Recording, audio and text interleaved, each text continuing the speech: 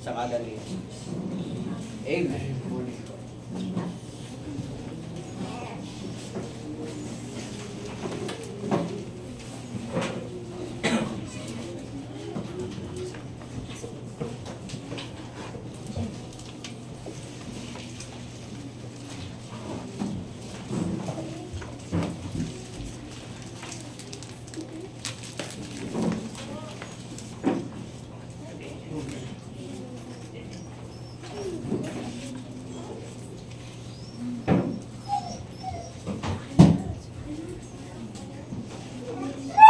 Our hymnal, hymn number 492.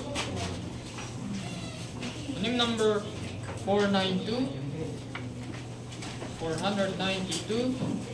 Oh, tell me no more.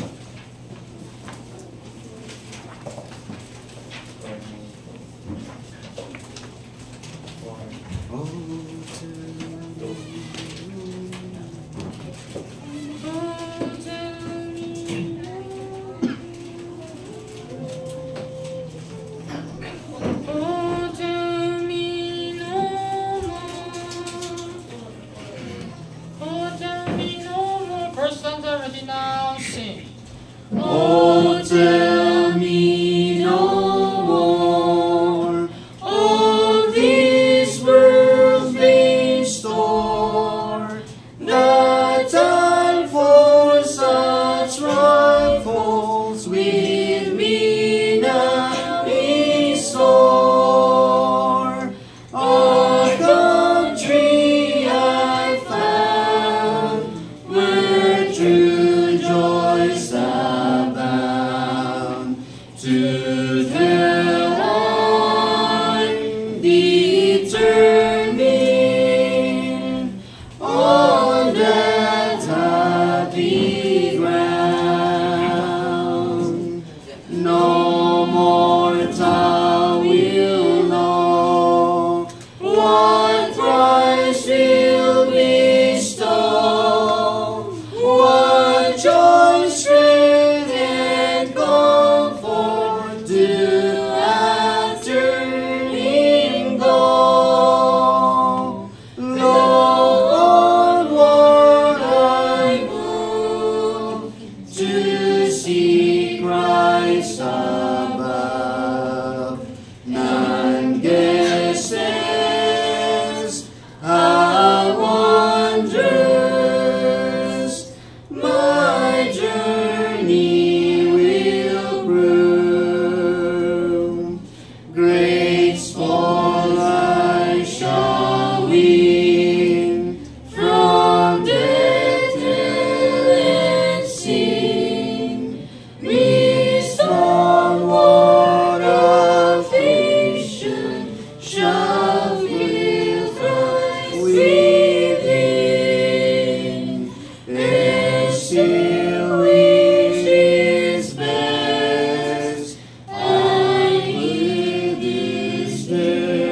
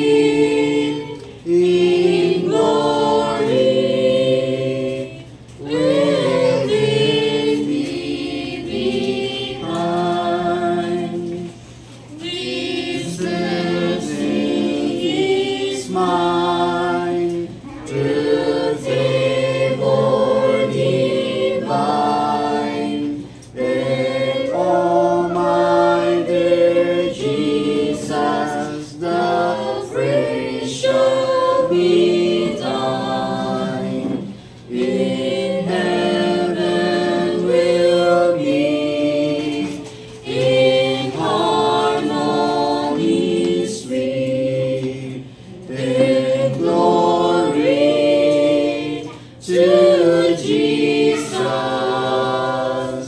will then be complete.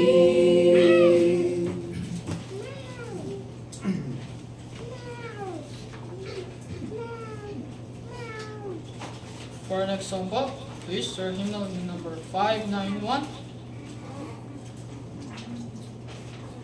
591, One Day.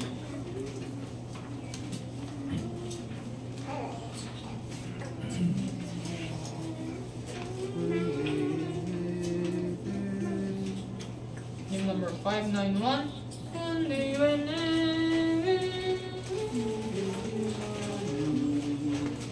One Day When First stanza, we now sing. One day when heaven was filled with His praises, one day when sin was as black as could be, Jesus came forth to be born of a virgin. Dwelt amongst men, my example is He. Living He loved me, dying He saved me, buried He carried my sins far away, rising He justified, freely forever. One day is coming, oh glorious day. One day they led Him up Calvary's mountain. One day they nailed Him to die on the tree. Suffering anguish, despised and rejected, bearing our sins, my Redeemer is He. Living He loved me, dying He saved me, buried He carried my sins far away, rising He justified, freely forever. One day is coming, oh glorious day. One day they left Him alone in the garden. One day He rested from suffering free. Angels came down o'er His throne to give vigil. Hope of the hopeless, my Savior is He. Living He loved me, dying He saved me, buried He carried my sins far away, rising He justified, freely forever. One day is coming, oh glorious day. One day the grave could conceal Him no longer. One day the stones roll away from the door. Then He arose over death He hath conquered. Now He's ascended, my Lord evermore. Living He loved me, dying He saved me, buried He carried my sins far away, rising He justified, freely forever. One day is coming, oh glorious day.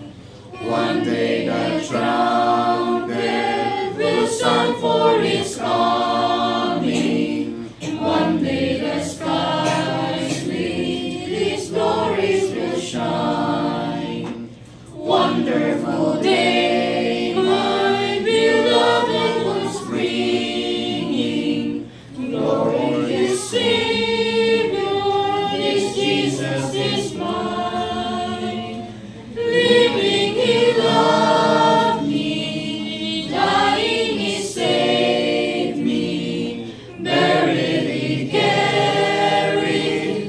my sins far away, rising He justified, freely forever.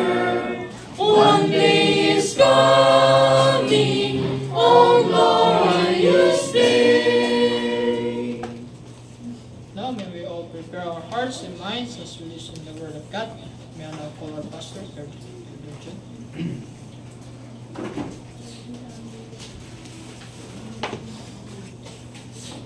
Good morning mga kapatid. Buksan niyo po sa Colossians chapter 3. Colossians chapter 3 verse 16. Let's all stand. Let's read this verse together. 16 to 17 lang.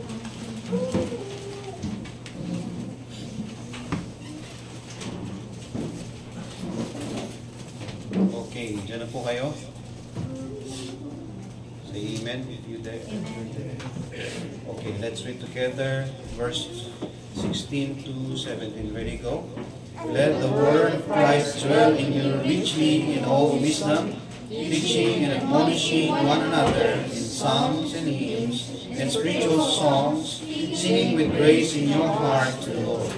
And whatsoever you do in word or deed, do all in the name of the Lord Jesus, giving thanks to God and to the Father by Him. Let's pray. Father God, thank you for this day again, this time para kami ay mag-gulay-gulay muli ng iyong mga salita. Salamat sa salamat sa mga provision mo sa amin para kami patuloy na punuin at busugin ang mga spiritual na kaalaman patungkol sa iyong mga salita. Salamat sa biyaya mo sa pagpapahayag sa katauhan ni Pastor Roy at sa pag-aawitan ng mga himno at maging sa tagpong ito, Panginoon, ng aming pag-gulay-gulay muli ng iyong mga salita. Payagan mo, Panginoon, na kami ay makinabang sa mga salitang ito at lumakas kami spiritually at ma-equip pa kami ng higit at lalong magdadala sa amin sa tapat na paglilingkod sa iyo. Purihin ka, pagpalain niyo rin po ang mga kapatid namin na nag-join online, even yung mga kapatid namin na hindi naka-attend both online and physical. We ask for your mercy upon them, to extend your hands and protection and also grace upon them. Thank you so much, Lord. These things we pray in Jesus' name. Amen. Mapo na po tayo. So, ngayong umaga ay pagbubulay-bulayan po natin yung sinasabi dito sa Colossians chapter 3 verse 16. Sabi dito, let the word of Christ dwell in you richly in all wisdom, teaching and admonishing one another in psalms and hymns and spiritual songs, singing with grace in your hearts to the Lord. Isa po ito sa mga talata na atin pong sinasite every time ay may nagtatanong po paano ang panambahan sa New Testament setup, no, sa church. So kung titingnan niyo po dyan, wala na mention or even idea of musical instruments. Okay, wala po dyan idea na samahan natin ng musical instruments. Okay? So, but this morning we'll not talk about musical instruments, but we will talk about the Christ dwelling in man, no? Christ dwelling in you. Yun po yung ating pagtutuunan ng pansin. Okay? Sabi dito, let the word of Christ. Sa Greek po, yung ginamit na yung word dito ay logos. Hindi po siya yung rema. So, yung logos po yung word dito is the same word na makikita natin sa John 1:1. Diba? Sabi doon sa John 1:1, in the beginning was the Word. Okay? In the beginning was Logos. Okay? At alam natin yung word na yon sa John 1:1 ay tinutukoy doon si Christ. Because that Christ ay yung word na yon nagmanifest, nagkatawang tao, at siya rin yung tagapagligtas, di ba? And that word existing from the beginning. Okay? Hindi po siya kasama ng beginning, kundi prior to the beginning, He was there. Okay? Yung word. So, in the beginning was the word. The same din, yung Greek na ginamit dito sa let the word of Christ. Okay? So, ang ibig sabihin ng word, ng logos ay tawag nito yung voice, okay, or voice of the person. Magkaiba po yung voice ng tao, okay, voice natin sa voice ni Christ, okay, sa word ni Christ. Kasi yung word po natin ay hindi kasing powerful ng word ni Christ. Yung kayo ng halimbawa, noong si Lazarus ay patay na, 4 days nang nakalibing, at pinuntahan ni Christ, ang sabi niya doon, Lazarus, come forth. Okay? Yung words na yon, okay, that pertains to the person who have the power, which is Christ. At yung words niya ay ganun ka-powerful na kayang bumuhay ng patay. Hindi po yun parehas ng word natin. Ang word natin, hindi po makakabuhay ng patay yan. Kahit i-quote mo pa yung scripture. Okay? Even we quote, let's use the scripture. Gamitin din natin yung salita ni Christ na ginamit niya kay Lazarus. Punta ka sa libingan. Diba? I'll use the same word. Diba? Buhayin mo yung lolo mo. Tingnan natin kung kayang buhayin using that word. Diba? Different. Hindi po kaya. Wala pong nakagawa pa ng gano'n. Only Christ can do that. And if God can do it physically, much more in spiritual. But in fact, He is doing it more often in spiritual. Seldom niya lang ginawa yan physical. Diba? Na bumubuhay siya ng patay. Although, makita rin natin na hindi lang once ginawa ni Christ yun. Okay? Katulad ng isang babae na, diba? Isang bata, patay na. The Lord restored the life. Sabi niya, natutulog lang yan. Diba? Sabi niya, rise up. Yun yung word. Okay?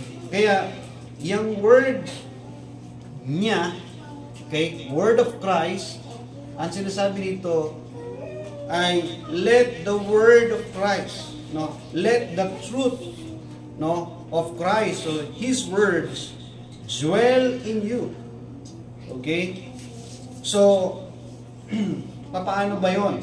In the scriptures, there are so many books, in the scripture, kasi yung scripture o Bible composed of books yan, di ba?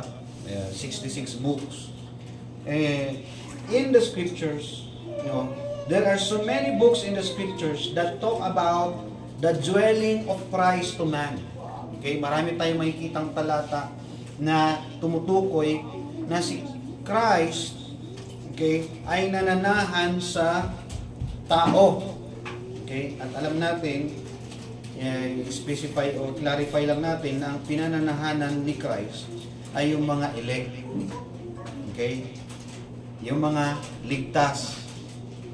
Okay? He dwells, in them. Okay?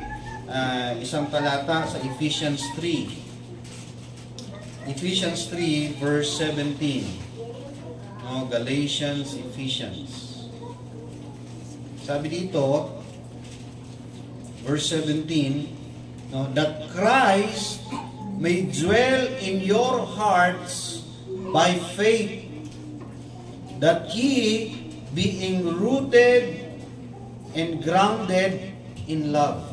So, saan nagdwell si Christ? Okay? Sa heart. Diba? Binanggit yung heart. Okay? Sa puso natin.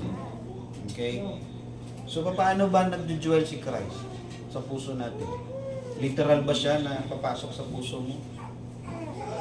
Yung spirit niya ba, ipoposes yung puso mo? No. How Christ dwell in you? Okay? He dwells through His Word. Nakuha po natin? Through His Word. Kaya nga, let the Word of Christ, let the truths of Christ. Sabi niya, I am the way, the truth. If the truth is in your heart, it means that Christ dwelling in you. Okay? Hindi po yung possess ka ni Christ. No, yung parang ang espiritu ni Christ nasa iyo, yung nandoon yung nakatira din siya dito sa yung kaluluwa mo, nandun yung espiritu ng Panginoon. Although at some point may mga ganong idea. But pag titingnan po natin, it's not that as literal as that, but we can see that Christ dwells in the heart of man when they have the words of Christ. Diba? The truth. Paano ba si Christ nagmamanifest sa isang tao? Diba? Nakikita po sa kanilang mga gawa. Nasisense sa kanilang convictions, yung kanilang spirit. Ano ba ang nag-change? What makes man do things? No? Work o nag-perform sila through the words that they have learned, through the words that they have received. Okay? In John chapter 6, verse 56, paano naman yung ibang idea about yung sa pag-dwell ng Panginoon? No? Matthew, Mark, Luke, John. Sabi sa John chapter 6, verse 56, binanggit dito yung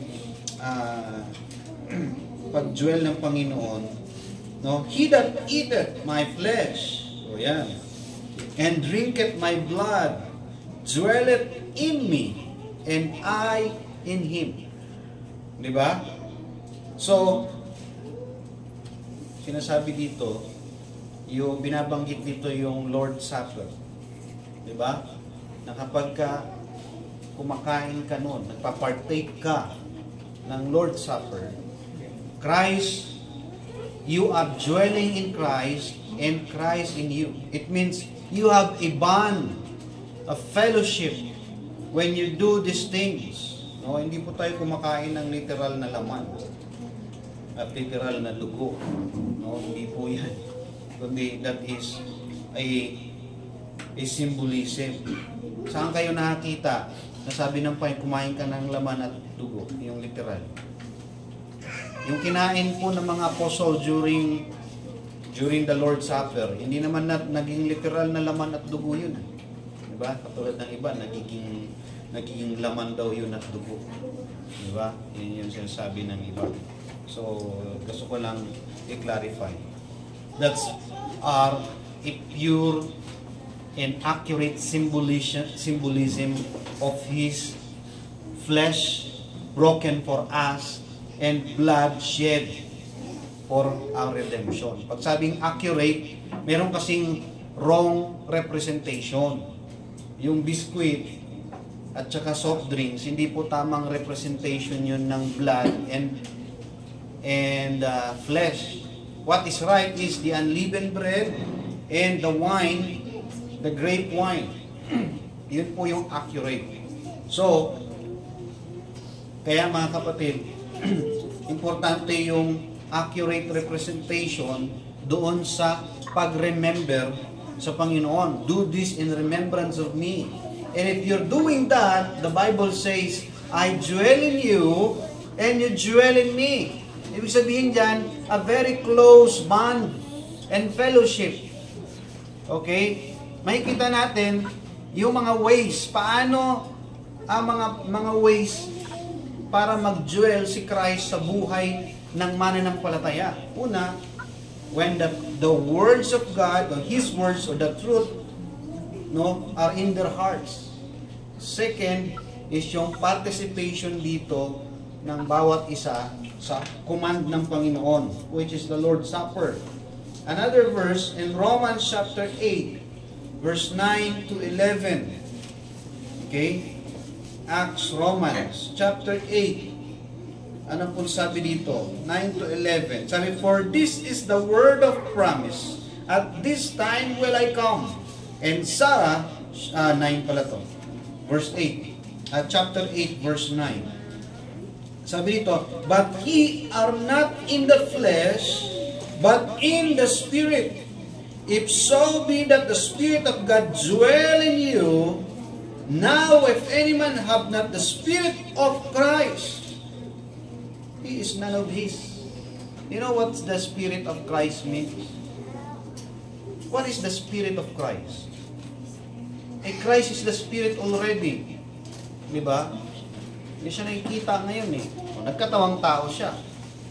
Okay? The Spirit of Christ dwell. Ibig sabihin, yung truth ng Panginoon. No? The truth of Christ dwell. Okay? Sabi dito, pinag-uusapan kasi dito yung pagiging karnal at spiritual. Diba? Christ will dwell in us when we live spiritually. No? Christ will dwell in you if you walk, brethren, if you walk spiritually. That means it is a conditional presence of Christ. No? Conditional. Pag sabing conditional, meron kang kailangang i-meet na condition, which is to walk spiritually and not carnally. Okay? Kasi nga, to be carnally minded, sabi sa verse 6, for to be carnally minded is death, but to be spiritually minded is life and peace. Verse 7, because the carnal mind is enmity against God, for it is not subject to the law of God, neither indeed can be. Nakuha po natin, yung pagiging karnal na pag-iisip daw, never daw po yan na magpapasubject sa Panginoon.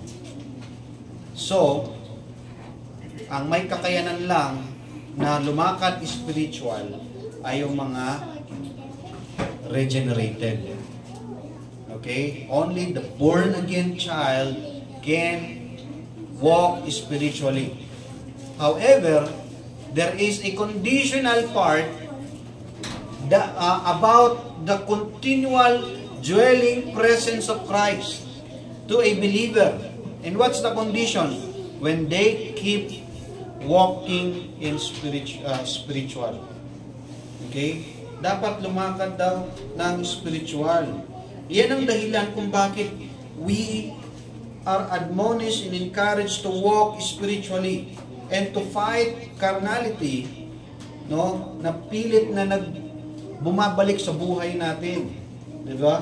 Pilit tayong binabalik sa dating buhay natin ng pamumuhay.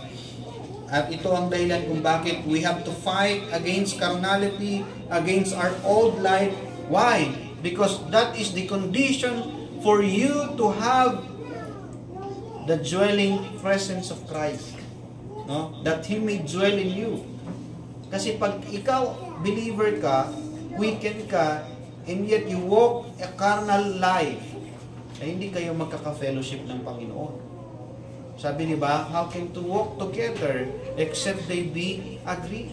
Jesus Christ is not in agreement with sinful life. Diba? He is in agreement with the believers who walk spiritually. Pastor, there are times talaga hindi ma-perfect Alam ng Panginoon if you are striving. Alam ng Panginoon if you are working out your salvation or not. Diba? Alam niya yun. If you are resisting and if you are fighting. But if you are not fighting, it means you are not taking seriously His command about spiritual walk. No? Sabi hanggang 11. But if the Spirit of Him that raised up Jesus from the dead dwell in you, He that raised up Christ from the dead shall also quicken your mortal bodies by His Spirit that dwelleth in you. Ito na yung resurrection. Diba? Kasi mortal bodies na yung tinutukoy Kung sino yung, di ba si Christ namatay siya when he na nasa laman pa siya, when namatay siya, yung kanyang katawan na yon ni-raise up ng Panginoon. Yung nag-raise up sa kanya, okay, the same that will raise us up on the last day. Yung mortal body. Okay? Which is, kasi nga, papalitan tayo ng immortal body. Okay? So, 1 John, what else? 1 John chapter 4. Anong sabi sa 1 John? 1 John chapter 4, verse 15 to 16. Ano pang mga ways o mga nakikita natin that Christ dwell in us? No? Verse 15.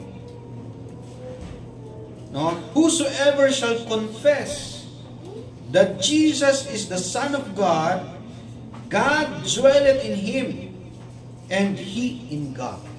Yung pala, aside sa pag-Lord Supper, aside sa paglakad spiritually, aside sa pag-i-input ng mga truths in your hearts, no, ay ano pa, yung voicing out, yung sharing out of the words, yung confessing of Christ to others, showing your faith to others, sharing your faith to others. Ang pag-share po ng faith, dalawang bagay. Vocal, no, verbal, and testimonial. Mga kapatid, you can confess Christ through your words, through your mouth. Okay? Sinishare mo. When you do that, Christ dwell in you, God dwell in you, and you and Him. Okay? Kapag ka nagsishare ka. Second, when you live in Him, pag sinasabuhay mo yung mga salita niya, o kaya yung pinapakita mo yung testimony mo, no? It means that you are in fellowship with Him. No? Christ dwell in you. Tinatahanan ka ng Panginoon. Okay? Oh, siguro familiar kayo sa Revelations 3:20. Di ba? Ano sabi sa Revelation chapter 3 verse 20? I stand at the door and knock. No? Any man open the door, I will dwell in him, and he is in me. Di ba? Oh, kausap dito yung simbahan. To stand at the door knocking, it means conditional part ng presence ng Panginoon o ipananahan ng Panginoon. Kasi when we talk about dwelling, it speaks of His presence. Tama? 2 or 3 gather in my name, I am in the midst of them. Means, I am present. Diba? Present siya. Tulad ngayon. Diba? Ang Panginoon, ang pinag-uusapan natin, dinideclare natin yung truth, yun ang meditate natin, on shoulder core, nandito ang Panginoon ngayon. Kasi siya ang pinag-uusapan eh. Present yung truth niya. Present yung spirit na siya nagtuturo. So, He dwells with us right now. Every time we talk about the truth, every time we live about the truth, and every time we sing His truths. He dwells in you. That's how. Kaya kung gusto mo na samahan ka ng Panginoon, kung gusto mo na nandiyan ang presence ng Panginoon, do these things. Gawin mo ang mga bagay na ito. May binabanggit pa sa Revelation 7. Ano ba yun? Sabi sa Revelation 7, 15 to 17. Sabi dito, therefore, are they before the throne of God, and serve Him day and night in His temple. And He that sitteth on the throne shall dwell among them. Okay? And they shall hunger no more, neither thirst anymore, neither shall the sun light on them, nor any heat. For the Lamb which is in the midst of the throne shall feed them, and shall lead them unto the living fountains of waters, and God shall wipe away all tears from their eyes. Ano ibig sabihin nito? No? When you are in service, no? Sabi dito, okay, and serve Him day and night in His temple. Day and night in His temple. O, hindi po ito sa eternity pa. Wala namang night and day doon sa eternity. Diba? Revelation to O, there shall never hunger. Ano yung sabihin they shall never hunger? Hindi ba sila nagugutom physically? This is a spiritual satisfaction. This is a spiritual fullness. When you are in Christ, when Christ dwell in you, hindi ka nakaka-feel ng tagutom. Nakuha niyo po, in a spiritual sense, hindi ka nakaka-feel ng dry, hindi ka nakaka-feel ng worry. Kasi you are at peace and satisfied with your spirit, with your yung inner being mo satisfied. So, these are the things that that says about the presence of Christ, or that Christ dwell in us. According to Colossians, doon sa binasa natin, Colossians chapter 3, balik tayo sa ating pong text. Yung Christ dwell in you.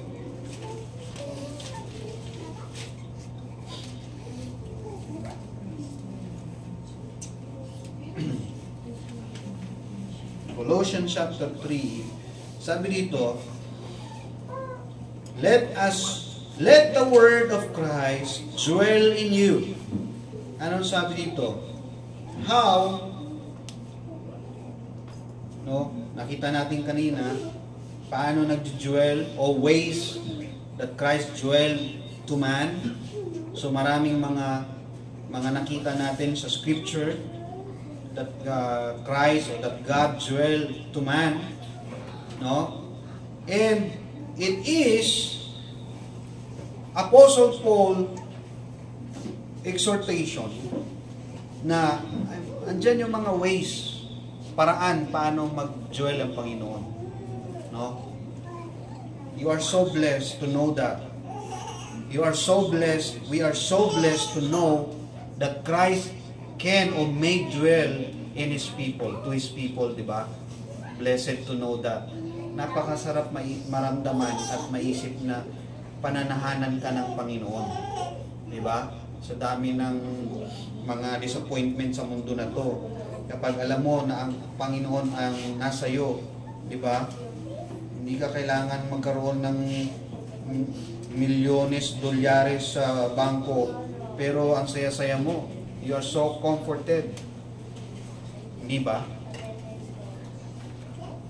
Lungkot, pastor, kahit pa mag-dwell si Christ sa akin, pag wala akong pera, lungkot talaga Di ba? Amen. Lungkot pag wala, puro na lang Christ, puro na lang sa Panginoon. Di ba? Ba't ganun? Hindi ako ma-comfort, pastor, kailangan talaga may pera. Di ba? Alam nyo, darating ang panahon, No? At talaga may mga tao na kahit sobrang daing pera, hindi nila makuha, ma-experience yung comfort na na-experience mo when you have experienced Christ. Never. No, they cannot get that. They cannot, hindi nila kaya o hindi kayang tumbasan ng anything in this world. The comfort, the joy, the peace that Christ can give. Hindi talaga. Kasi maraming mga tao punong-puno ng pera, pero namakmak din ang sorrows nila. But there are some people who are lack of material things, but they are so happy. So what's the point? It's not money. Diba? It's not really money and material things. It's about your relationship to Christ. How you bond in fellowship with Him. As we have learned, brethren, there are ways how Christ dwells in you. It's also for you to work it out and to find it out by yourself. Kasi hindi po iyon katulad ng eternal salvation na unconditional. The presence of Christ, merong unconditional part yan at merong conditional part. What is the unconditional part of Christ's presence? And that is His redemption. No? Yung presensya niya, nung tinubos ka, at yung pag-elect sa'yo, unconditional ownership na ng Panginoon yun. It means if you own Christ, if you are owned by Christ, you can enjoy that privilege. Diba? Yung ma-enjoy mo yung eternal life, pero later on pa. Pero yung realized presence, while here on earth, there is something for you to work out. Gusto mo pala habang buhay ka physically, panahanan ka ng Panginoon, trabahuin mo yan. Diba? Yun sinasabi, work out your own salvation. At isang ang pagtatrabaho na sinasabi ng Panginoon, baguhin mo yung pagtuon mo ng kaisipan mo. Diba? When you started to fully trust in God, in Christ, and change your perspective and your mindset about materially driven, when you start to do that, that's the time where you can enjoy Christ fully. Kasi po, ang sabi ng Panginoon, lay not your heart treasures on the earth. Sinabi na nga what shall profit a man if he gain the whole world? Ubong mundo na nga yun If you lose your own soul, Pastor, pwede bang I can gain the whole world and not losing my soul? Sabi ng Bible, you cannot serve two masters. You should only choose one. Pastor, I should be poor na lang ba? Diba? Kasi, huwag na lang ako magtrabaho, Pastor. Huwag na lang ako magnegosyo. Huwag na lang ako mag-aim ng mga material. Kasi, it will bring me away pala. O hindi pala yan, against pala sa hindi ganoon. The Lord also bless His people. Nakita nyo? May blessing din ng Panginoon. And when He blessed His people, He added no sorrow with it. Diba? Sabi niya, the blessing of the Lord, it make it rich. And He added no sorrow with it. Just to make sure na unang-una ang heart mo set to have Christ's presence. Dapat ang priority ng iyong puso at kaisipan, yung puso at kaisipan mo, ang priority nito ay mapanatili ang presensya ng Panginoon sa buhay mo, sa mga ginagawa mo. Okay? And then, ano sabi ng Panginoon? He shall direct thy paths. Di ba? Sabi doon, trust in the Lord with all thine heart, and lean not unto thine own understanding. In all thy ways acknowledge Him, and He shall direct thy paths. Sa ibang talata pa, sabi, and He shall establish you. Diba? The Lord, gusto mo ba na ang Panginoon mag-establish sa iyo o ikaw lang? Diba? Now, Christ should dwell in us. Sabi dito sa Colossians, let the word of Christ dwell in you. So Christ should dwell in us, number one, richly. No? If you aim, and if you think, if you believe, and you see that Christ's presence or Christ's dwelling is very important sa buhay natin dito sa lupa, then you should go to live and have Christ's presence richly. Pag sabing richly, yung bang mayaman ka naman sa presensya ng Panginoon. Okay? How to be richly dwell by Christ? Paano? Kung sinasabi doon na I come, no, to give, yung sinasabi na mayroong sinasabi ang Panginoon abundantly. Di ba? I come not to destroy but to give you an abundant life. Di ba? Life and abundantly. Yung sinasabi ni Christ, ano yun? Material ba yun? Hindi naman referring to material abundance. It is referring to His abundance presence. Okay? Kasi I come, talking about His presence. No? Yung rich dwelling ng Panginoon. Di ba? Let the word of Christ dwell in you richly. No? Sabi sa Timothy, sa 1 Timothy chapter 6, verse 17, may binabanggit dito na yung abundant or rich. Okay? 1 Timothy chapter 6, verse 17 hanggang 19. Charge them that are rich in this world. Oh, may mga member ng church. Si Timothy, may mga miyembro siya na may yaman materially.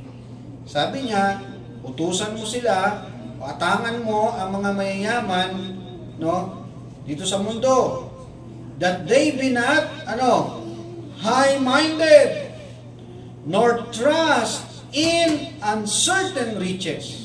Yung riches, yung material pala, uncertain riches ang tawag ng Panginoon siya. And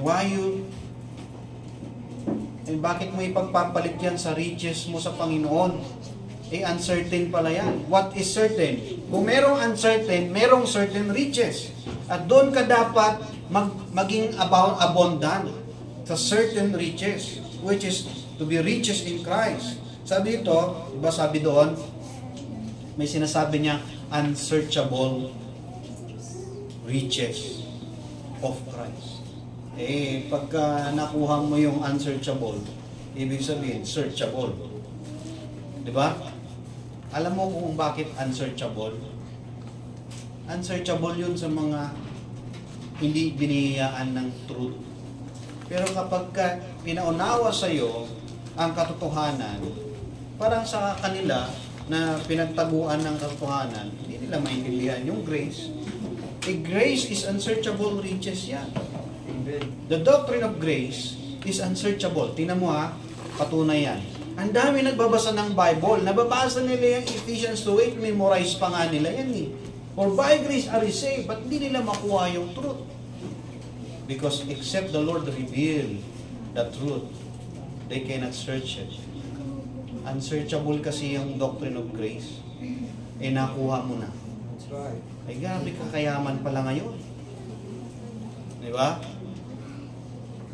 Ang yaman pala ni Brother Alfred, naintindihan niya yung unsearchable riches.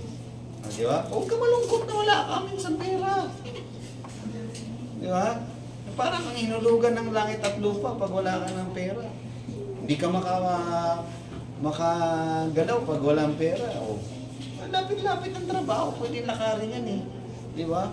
Bakit pag maglakad ka, mukha ka na mahirap? Hindi. You have the riches of Christ. Napakayaman mo. Di ba? Kaya mayaman ka rin sa energy. Brethren, sinasabi dito na sinasabihan po ni Pablo, kay Timothy, sabi niya, charge mo yung mga mayayaman sa inyo o yung mga sa mundo. Sabi niya, that they be not high-minded. Huwag kayong magmataas. No? Not trust in uncertain riches, but in the living God. who giveth us richly all things to enjoy. Ay galing pala sa Panginoon yun eh. Dapat hindi sila magmataas. Okay? Ano ba ang dapat na ipagyaman daw ng isang Kristiyano? Sabi sa verse 18, that they do good, that they be rich in good works, ready to distribute, willing to communicate. Ang purpose pala kung bakit may pinapayaman ang Panginoon na isang believer. Alam mo kung ano? Hindi para imbakin niya, kundi para i-distribute din. Para pagdaluyan siya ng blessing. Kaya may mga tao na hindi talaga sila yayaman. Kasi hindi pa nga mayaman, ang damot-damot na. Di ba? Hindi nga makapag-release ng blessing na dapat. Kasi pag pinayaman ka, ang purpose niyan, you will be a channel of blessing. Yun ang sabi dito. Kasi kaya sila nag-iipon ng gusto. Kasi gusto nilang secure na yung buhay nila. Hindi sila maghirap. Kaya ayaw nila, bawasan yan. Baka yung ano natin, lifestyle na apektado yung mga ano natin. Huwag mong bawasan yan.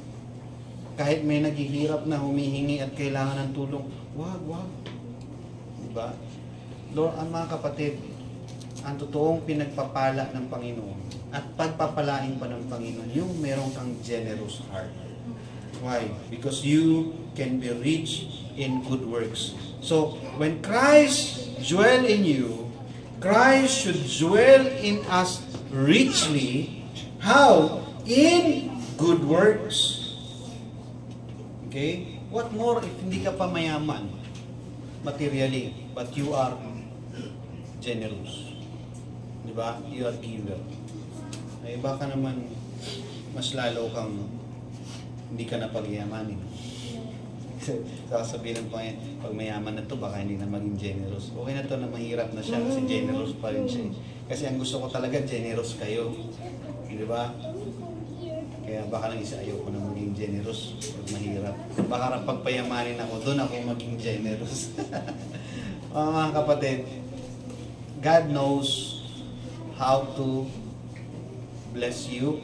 God knows how to kung paano ka magiging useful. No, just bear in mind that everything you have should be for the glory of God. And when we aim to that Christ dwell in us, we should dwell Him. Let Him dwell in us richly in our good works. Second, to maintain good works. Titus chapter 3. Hindi lang ba yung minsanan, but also to maintain our good works. Titus chapter 3 verse 8. Ang sabi dito? 3 verse 8. Sabi dito, this is a faithful saying, and these things I will that thou affirm constantly, that they which have believed in God might be careful, okay, to maintain good works. These things are good and what? Profitable unto me. Profitable pala yun. Okay? Alam mo, ang isang mayaman at nagpapayaman, they always find and focus, ang focus po nila is how to become profitable. Nakuha niyo po, meron bang mayaman na ang focus nila paano malugi? No? Magnegosyo ako. Anong negosyo mo? Basta hanap ka ng negosyo na malulugi tayo. Di ba? Hindi ganyan ang mindset ng mayaman. Ang mindset ng mayaman, how to become profitable. O dapat bilang Kristiyano, ang mindset natin, how to be rich in Christ. And we should find ways to be profitable in Christ. Alam mo kung isang profitable sa Panginoon, you maintain your good works. Why? Because maintaining good works is profitable for you. That will keep you more richer and richer in Christ. No? Rich in service. Sabi sa Colossians chapter 1. No? Colossians chapter 1 verse 9. Sabi dito, for this cause, we also, since the day we heard it, do not cease to pray for you, to desire that you might be filled with the knowledge of His will in all wisdom and spiritual understanding, that ye might walk worthy of the Lord unto all pleasing, being fruitful in every good work and increasing in the knowledge of God, strengthened with all might according to His glorious power, unto all patience and long-suffering with joyfulness, giving thanks unto the Father, which hath made us met to be partakers of the inheritance of the saints in light. No? Pag binasa niyo pa hanggang baba, hanggang 24, no? Makikita mo dyan that it is referring to the service. No? Who now rejoice, verse 24, in my suffering for you, and fill up that which is behind of the afflictions of Christ in my flesh, for His body's sake, which is the church. Okay? So dito, si Pablo, nagsasabi siya, no, yung presence ng Panginoon sa kanya ay nagdudulot ito ng kanyang yaman sa paglilingkod. Okay? Sana yung presence ng Panginoon sa iyo ay ikayaman mo sa paggawa ng mabuti, sa pagpapanatili ng kabutihan, at sa pagsiservisyo sa Panginoon. Di ba? Marami pang mga verse that referring to this. Ephesians 1:17 to 23, Ephesians 5:17, di ba? James 1:5, James 3:17, about knowledge and wisdom. Ibig sabihin, when Christ dwell in us, no, Christ should dwell in us richly, no, in good works, in maintaining good works, in service, and knowledge and wisdom. Kung ang Panginoon nananahan sa iyo, dapat ikayaman mo ito sa kaalaman, no, at katalinuhan. Okay? Kasi si Christ, sinasabi niya, di ba, grow in grace. Second, no, Christ should dwell in us, no, not to be hindi lang sa pagiging mayaman sa mga gawang ikalulugod ng Panginoon, kundi maging instrument, but also to be an instrument for teaching and admonition. Yan ang sinasabi dito, Colossians chapter 3. Sabi dito, let the word of Christ dwell in you richly in all wisdom. Anong kasunod? Teaching and admonishing one another. Okay? When Christ dwell in you, no, ang purpose po niya, no, is for the teaching and admonition. He dwell in us to teach and admonish us to be faithful to God. Okay?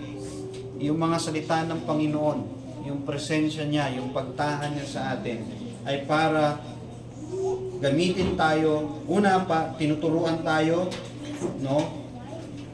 At para gamitin tayo sa pag-exhort, sa pag-admonish. Okay? Colossians chapter 1:27, yung sabi diyan, to whom God would make known what is the riches of the glory of this mystery among the Gentiles. Tama ba? Colossians 27. Tama. Which is Christ in you, the hope of glory, no? Whom we preach, sabi ni Paul, yung pinapangaral namin, no? Warning every man, pinabalaan ang bawat tao, teaching every man in all wisdom. Okay? Yung turuan ng lahat ng kaalaman o katalinuhan, that ye may present every man perfect in Christ Jesus. Pag sabing perfect, hindi po yung faultless. No? Pag sabing perfect, sa Greek po, ang ibig sabihin ng perfect ay, itong ginamit dito ay telios. Na ibig sabihin, full grown or adult or mature. Okay? So, yung pagtahan ng Panginoon sa mga anak ng Diyos ay para magturo at mag-admonish, no, for other people. It is a ministry to others, no, to teach them and admonish them to grow, no, para sila maging, alam mo yon, maging instrumento ka para ang isang tao mag-mature sa faith. Hindi yung habang yung isang Kristiyano, titingnan lang natin, papanoorin lang natin, na ang tagal-tagal na, ano pa rin, asal bata pa rin. Diba? Asal baby pa rin. No? So we are instrumental of God. No? When He resides, when His words dwell in us, instrumental tayo sa pagtuturo at pag-admonish para lumago. Alam mo, bilang mananampalataya, ang number one duty natin, especially parents, believing parents, is to admonish your children, no? To teach your children and admonish them, no? That you may present them perfect. Pag sabing perfect, mature, no? Full grown. Mahirap magturo sa ibang tao kapag kayong sarili mo hindi mo matuturuan. Tama? So, paano ka paniniwalaan?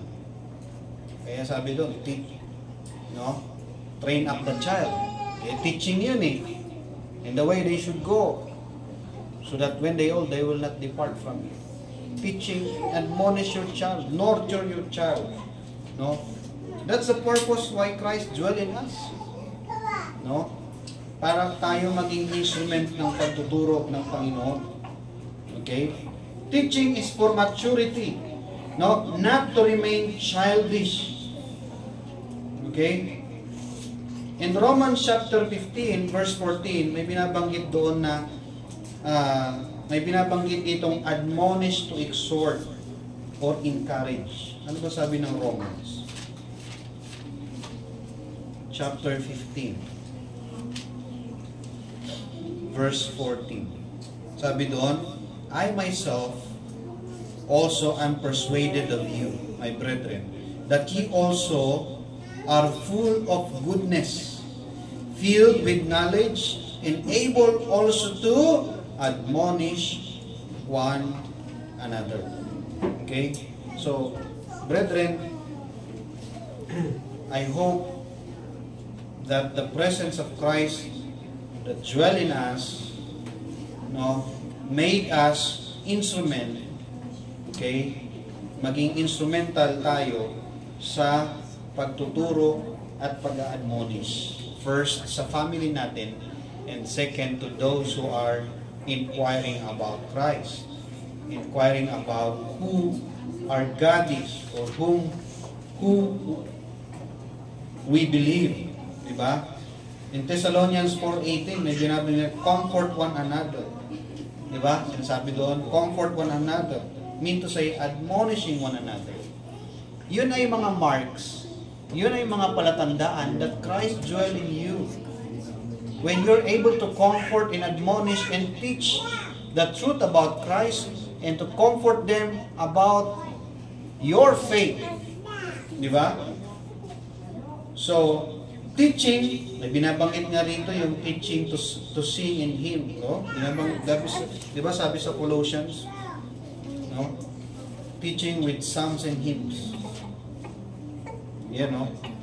Let the word of Christ dwell in you richly in all wisdom, teaching and admonishing, okay, one another in what? In psalms and hymns and spiritual songs.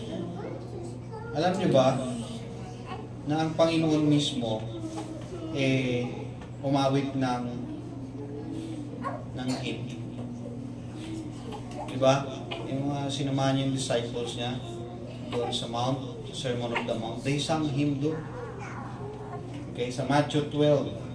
Saan ba yun? Sa Matthew 26:30. Yeah, 26:30. Nandun. Oh, tama. Matthew 26:30. That's the pattern of singing. Diba? Si Christ mismo, hindi siya nagtatalon. At hindi siya gumagamit ng kung anong mga instrumento. May panahon nila David dun. Panahon niya, namakmak na instrumento dun eh. Kung gusto niya lang. Pero hindi. Hymn ang ginamit niya. Psalms and hymns. Okay? Matthew 26:30. That's a pattern of singing. O yan din tinuturo natin. Bakit? Alam natin eh, na-approve sa Panginoong Kristo yun. Kasi siya mismo nag-iwan ng halimbawa na yun ang kinakanta niya. Diba? O kung ano man yung eksaktong kinanta ng Panginoon, hindi na naka-record. Pero kung psalms lang, may psalms. E di gamitin mo yung, gawan mo ng tono yung psalms. Diba? 1 Corinthians 14:26, sabi dito, let all things be done decently, and let all things be done in edifying. Diba? So, Ephesians 5:19-20, psalms, hymns, and spiritual songs. So, teach and admonish not to continue in the Lord. Ano pa? Teach and admonish to worship God faithfully. No? To sing and pray with understanding. Dapat kung umaawit ka at nanalangin ka, naiintindihan. Ang bira, may mga kanta na worship daw, hindi na naman naiintindihan.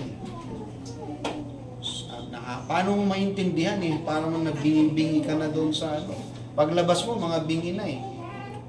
Tinatawag yun, kapatid, tuloy-tuloy lang kasi nabingi na sa simbahan. Di ba?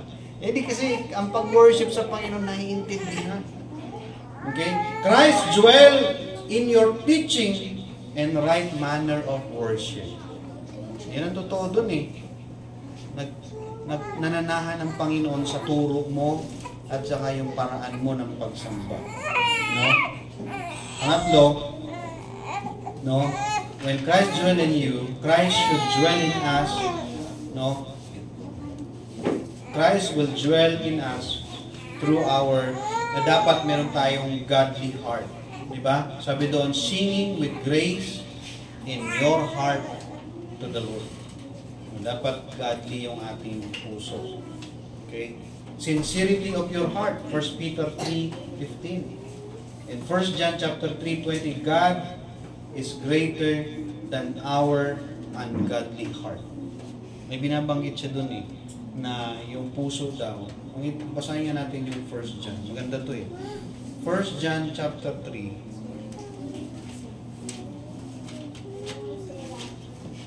Chapter 3 verse 20. Sabi ito, for if our heart condemn us, God is greater than our heart and knoweth all things. May binabanggit siya, God is greater than our heart. Alam niyo ba yung heart that condemns yourself? Katingin mo, godly heart yun. Yung po, ikaw mismo, yung sarili mo, yung condemn. May ganun eh. Bakit? Yung puso kasi natin, minsan wala sa katinuan yan. Diba? Lalo pa yung, wala talaga sa katinuan, yung pusong hindi pa binago ng Panginoon. Diba? Kasi nga sabi, paano ba naman maging matino yung puso? Sabi, heart is deceitful above all things. What kind of heart is that? That is unregenerated heart. That is a heart that was not yet changed by God. But if your heart condemns you, ang sabi dito, God is greater than your heart. Sabi dito, for if our heart condemn us, God is greater than our heart and knoweth all things. Ibig sabihin, God can bypass or change heart, no, from being a condemned into a blessed. Okay? So, kung gusto natin ng presence ng Panginoon, kailangan tama po yung puso natin. Okay? No? James 4 verse 8, may binabanggit doon na purify your hearts. Okay? In Thessalonians, 2 Thessalonians 3 verse 5, direct your hearts. So, sabing direct your hearts, ikaw talaga yung mag-ano eh. Ikaw talaga yung magdidikta sa puso mo. Okay? Do it in singleness of your heart. Sabi sa Colossians chapter 3 verse 22. Servants, no? Obey your masters according to the flesh, not with eye service as men pleasers, but in singleness of heart, fearing God. Now, conclusion, brethren. Sabi dito, verse 23, and whatsoever ye do, do it heartily, no, as to the Lord, and not unto men, knowing that our Lord shall receive the reward of your inheritance, for ye serve the Lord Christ. Okay? But he that doeth wrong shall receive for the wrong which he hath done, and there is no respect of persons. So, anong nalaman, pinaka-conclusion nito sa buong chapter na ito? It speaks about the presence of God, of Christ, to His people. A serving people. Nakuha po natin, hindi yung presence niya sa mga working people, working for His glory. So, brethren, as we have learned that His presence here on earth, no, His presence to the believers, no, are conditional. And we should work it out, no, if we want to enjoy and the continual presence and approval of Christ, kailangan po natin po yung pagtrabahuan. We have to work it out. No? Yan po yung akala ng iba, nalaman na yung turo natin sa Doctrine of Grace, wala na tayong gagawin. No? Sabi nila, magiging ano kayo pala niyan, magiging tamad kayo, wala na kayong ginagawa. Tingnan mo yung worship service nyo, nakakatamad kasi wala kayong mga program eh. Di ba? Worship tamad yung ginagawa nyo eh. Di ba? O, song leading, praying, preaching, uwi na. Eh kami, dami namin ginagawa para sa Panginoon. May mga sayaw-sayaw pa kami. May mga practice pa nga kami before kami mag-worship. Talagang matindi yung effort namin sa Panginoon. Kaya kami yung i-bless ng Panginoon. Di ba? Eh, Sabado pa lang ng gabi, nagpa-practice na sila para sa worship. Pinapractice nila eh. Para matuwa yung mga worshipers. Hindi naman. Mali naman sa iyo pa. So, matuwa ang Panginoon. Di ba? Eh, kayo, simple. Di ba? Masyadong simple. Hindi kasi dyan eh. Ang totoong actual na pagpapanatili ng presence ng Panginoon ay yung i-apply mo yung mga truths. Di ba? Yung mga katotohanan. At sundin mo kung ano yung pattern niya. Yun yung inutos niya eh. No? Importante yung pattern. Kasi, yan ang sabi niya sa Matthew 28 eh. Teaching them to observe all things. Kaya pag wala sa pattern, kahit pa 1 linggo na kayo dyan, pagal na pagal kayo, eh wala naman sa pattern. No? Eh, magiging ano pa rin yan, void pa rin. So brethren, let us focus our energy into the right, sa tamang utos ng Panginoon. Hindi yung pinipilit natin ng Panginoon, i-impress natin siya. Eh, hindi naman yun yung inutos niya. Let's take away with the Kainism syndrome. Di ba? Si Cain, yun ang kanyang attitude. Pinipilit niya ang Panginoon sa offering niya. Okay? Ni-insist niya yung offering niya. Sabi ng Panginoon, gano'n nga dapat kay Abel. Huwag na yan si Abel, patayin ko na lang yan. Ako na may iwan na sasamba sa'yo. Akala niya, mawawala na ng worshipers ang Panginoon. Hindi niya alam, kaya mag-raise ng Panginoon. Kung ayaw mo, eh di maglalagay ako ng iba. Yun ang point dun eh. Hindi po natin kawalan. Hindi po kawalan sa Diyos yung ayaw natin. Malaking kawalan mo. Eh, kung ayaw mo maglingkod sa Panginoon, ayaw mong pagsikapan yung presence niya manatili sa'yo malaki na wala. Sa Panginoon, pwede ka niya palitan. Di ba? We are just privileged to be employed by the Lord. I hope we learn something and we take away something very important about the dwelling presence of Christ. Let's all stand, let us pray. Dakilang Diyos na banal at mahabagin sa lahat. Minsan pa, salamat sa iyong kahabagan at biyaya sa amin. Purihin ka, Panginoon, at nawa sa aming puso at isipan ay patuloy na manatili ang iyong mga katotohanan at manatili ka sa aming mga buhay, Panginoon, sa mga lakad po namin. At maging sa iglesyang panuntunan, Panginoon, naway patuloy na sumama ang presence mo at manatili ang truth sa church at tamang pamamaraan ng pagpupuri sa iyo. At ito ay mga indikasyon na patuloy kang sumasama sa iglesia. Katulad ng pagsama mo sa iba pang mga iglesyang daang-daang taon na ang lumipas ay napanatili ang katotohanan at tamang pamamaraan ng pagsamba. Hamunin man kami ng modernong pamamaraan, nawa Panginoon ay manaig sa amin ang kahalagahan ng presensya mo kaysa sa katuwaan ng mga tao. O Diyos, ikaw lamang ang may taas sa aming kalagitnaan, sa iyo lamang ang lahat ng papuri at pasasalamat. Itong aming dalangin sa pangalan ni Jesus. Amen. Sa ating pagpapatuloy, para sa offering natin, manatiling nakatayo, awitin natin